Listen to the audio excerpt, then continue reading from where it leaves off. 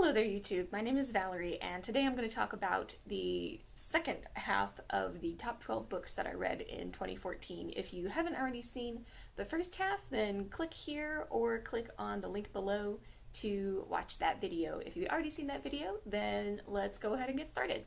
So the first book that I have to talk about today is The Airfare by Jasper Fforde. This is probably in the top 3 of my favorite books I read last year. I stumbled across this on Goodreads, and as soon as I saw the description, all I could think to myself was, how have I never heard of this book before? It's time travel and mystery and science fiction and literary references and more puns than any book I've ever read, with the possible exception of any books by Terry Pratchett and Douglas Adams. The main character is an English woman named Thursday Next. She works in a branch of the police force called the Literary Detection Branch, where their goal is to solve crimes like people selling supposedly valuable copies of Shakespeare plays. Such crimes are quite frequent in this alternate universe in the book, where Shakespeare and other classic authors are just as popular as, say, the Beatles. In the book, dodos have been brought back from extinction and Thursday has one as a pet.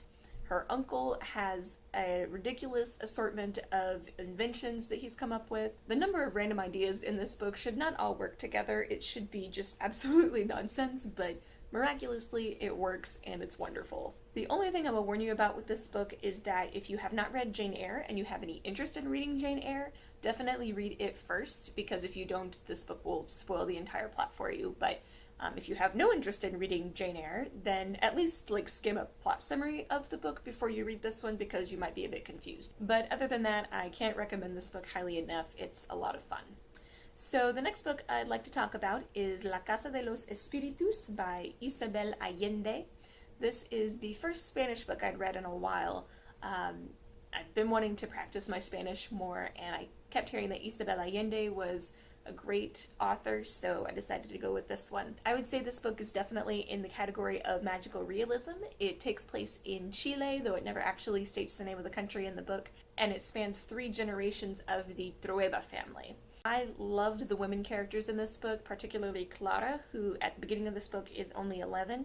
She has this kind of quiet strength and these eccentricities, and then just such a warm heart, and I just love her. That being said, this was also one of those books that made me want to throw the book across the room, because the main character absolutely infuriated me. He is a misogynistic, self-serving, classist, arrogant rapist. It infuriates me not only because he is all of those things, but because every awful thing that happens in this book to his family, the people that he claims to love, could have been prevented if he wasn't those things. This is a pretty tough book to read at times, not just because it was in Spanish, but I do definitely recommend it. It's a very, very good book and a classic by Isabel Allende. The next book I'd like to talk about today is Kindred by Octavia E. Butler.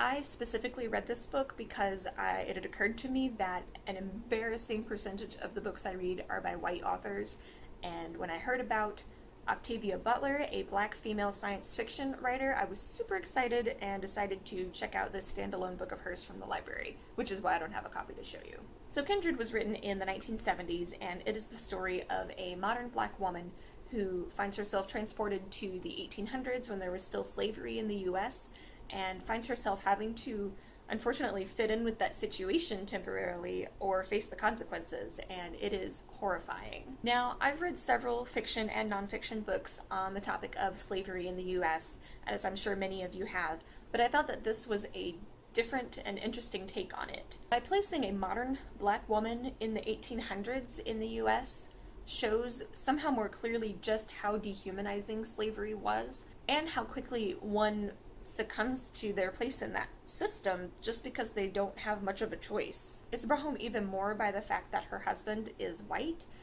so even though he sees this whole situation with his own eyes, he can't really understand it the way that she can, because he hasn't had to live it himself and feel how dehumanizing it is. Overall, this was a fantastic, seriously thought-provoking book. I definitely recommend it, and I'm definitely looking forward to reading more by Octavia Butler in the future. So the next book I want to talk about today is Red Shirts by John Scalzi. I also picked this one up at the library, which is why I don't have a copy of it. This is the first book I've read by John Scalzi. In case you're not aware, Red Shirts is basically a parody of Star Trek, except instead of being centered on the main cast, it's centered on the Red Shirts, or the people who beam down to the planet with the main cast and end up getting, vaporized by a rock alien or something, as one does. This book basically takes that concept and runs with it, and keeps running with it way farther than I expected it to, which I think is what made it so funny. It tries to come up with the most logical explanation for such an illogical situation, and really it's the only logical explanation there is. I won't spoil it for you, but suffice it to say, it's a lot of fun. As someone who watched Next Generation and Voyager all through my childhood, I very much appreciated the references to Star Trek in this book, and how a lot of the plot is somewhat ridiculous when you take a step back and really look at it. I mean, none of the characters in this book want to go on away missions because they know if they beam down to the planet, they're probably toast. But it was actually the short stories at the end of this book that the author calls codas that really made me want to put it on this list. They took the book in a much more thought-provoking and philosophical direction than I ever expected, so between that and the humor of the rest of this book, I definitely had to include this one on my list. So these last two books on my list are ones that I read after I started doing booktube videos, so I'm not going to go into as much detail on these, but if you're curious for my thoughts in more detail on these books, then I will have the links to the videos that I talked about them in below. So the first of these two books is The Big Over Easy, also by Jasper Fforde.